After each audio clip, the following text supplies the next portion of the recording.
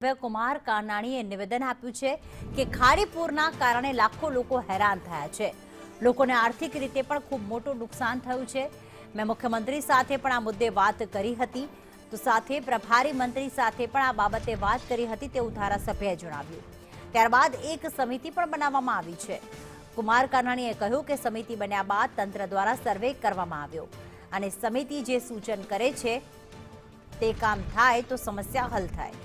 Chikuwadi side flood gate દ્વારા સર્વે પણ થયું છે. એક બાજુ ડાયવર્ટ કરવાથી પાણીનો કોઈ ઉકેલ નથી આવતો. ચોક્કસ આયોજન અનુસાર પાણીને ડાયવર્ટ કરવામાં આવે તો તેનો ઉકેલ આવી શકે છે.